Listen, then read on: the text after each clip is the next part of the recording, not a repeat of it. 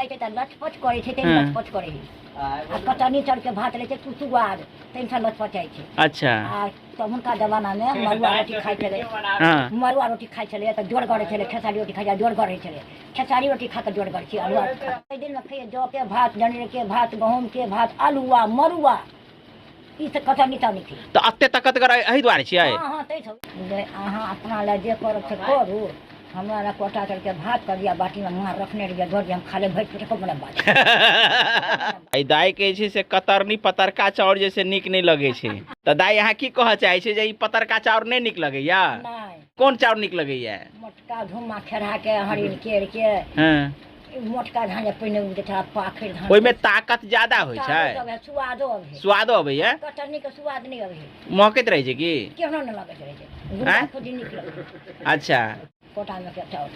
अच्छा और कौन चीज निक लगैया? साग पात में अरे कंटन के तिल कोड़ के और करचन आतिल कोर के निक लगैया। हाँ लोग तो देखो नहीं चाहत रहे आलू छै। परोर नहीं निक लगैया, आलू परोर नहीं निक लगैया। एकरा झगड़ा बुसाई छी घर। अच्छा अहाँ के माने घर में जे चार पर जे सामान सब मिलैया, तिलकोर के पात हाँ वो निक लगैया, निक लगैया। बाड़ी में जे छै से अरकंचन के पात हाँ। वो निक लगैया। निक लगैया। आई बाजार वाला परोर तरोर नहीं निक लगैया। नहीं निक लगैया। अच्छा खाना जे छै से एखुनका लोग सब चाहत रहे छै जे होटल में जाके बैस के खाए, तो उ खाना सब निक नहीं लगैत नहीं हैत? खाइ छी, होटल में पाइ दऽ दै छियै, नहीं खाइ छी। नहीं खाइ छियै? नहीं खाइ छी। मुंह नाक मुंह बंद करके चलि अबै छियै? कटनी चाउर दैया, आलू कोबी तरकारी दैया, आ पता पता धऽ देलक, नुकसान भऽ गेलै। अहाँ पाइ लऽ ली, हम नहीं खाएब, भुखले रहि जाएब। अरे बाप रे बाप। अखुनका लोग तो खाली कहते रहे छै हम बाजार में जाके खाएब, होटल में बैस के खाएब। नहीं एहि पर की कह चाहे छियै? सिमरिया में गेली खाइ ले, आलू कोबी के तरकारी कटनी चाउर के भाल देलक। हाँ 40 टाका रुपया लेलकै, 40 टा रुपया दऽ देलियै आ नहीं खेलियै। नहीं खेलिए? जनकपुर में गेली, हाँ। कटनी चाउर के भात रहे, आलू कोबी तरकारी रहे, दालि उठा के पी लेलियै आ पाइ दऽ देलियै, कभी नहीं खेलियै। पहिलुका जमाना में लोग सब जे खाना खाइ छलिए से कुछ जानकारी अछि? जिसमें बच्चा रहिए कनी नमहर भेल तो ओइ समय केना खाना खाइ लोग? खाइए जौ के भात, जनेर के भात, गहूम के भात, अलुआ मरुआ ई से कटनी तनी थी। तो अत्ते ताकत कर एही द्वारे छियै? हाँ हाँ तै सब वएह खेने छी। वएह खेने छी तै द्वारे छै? खेसारी रोटी आ नून मिरचाई खेने छी। अच्छा ये बताओ जे एखुनका लोग सब खाली जे छै से एम्हरका सामान सब खाइत रहे छै, बाजार के आनि के लचपच करे छै, तेन हाँ। लचपच करे है।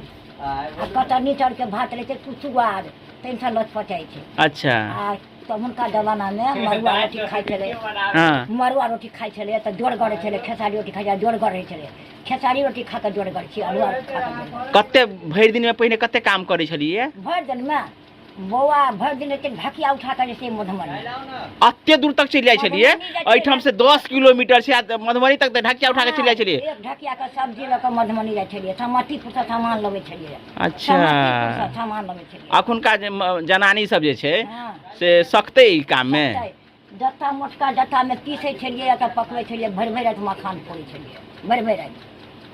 दादी कते उम्र भ गेल हैत? हम नहीं बुझे छी उम्र कते हैत, तैयो एकटा अंदाजा? नहीं बुझे छी। अहाँ के बौआ के उम्र कते होइत हैत? हम सो नहीं बुझे छी। ई हिनकर बेटा छथिन हाँ, आ इहो आब बूढ़ भेल जाइ छथिन, तो हिनकर जे छै से उम्र अहाँ से पता लगा लिअ जे लगभग 100 वर्ष से ज्यादा समझ लेल जा रहल छै। लेकिन एखनो जे छै हिनकर छड़ी पर जे छै से देख लियौ आवाज के तकनीक जे छड़ी हाथ में धेने छथिन।